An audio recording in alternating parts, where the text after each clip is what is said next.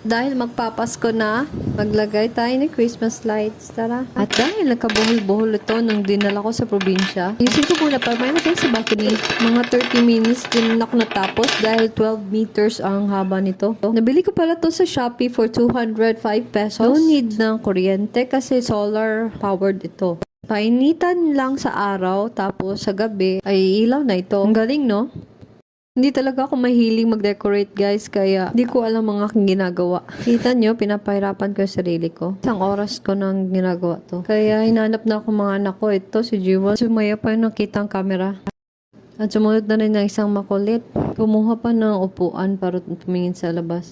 Nasa second floor pa naman kami, kaya grabe ang nervyos ko. Hindi ko matapos-tapos ng ginagawa ko. At sumunod naman yung ate, umakyat sa bangko. Ay, nako. Buhay nanay. Kaya stress na ako. Yun lang.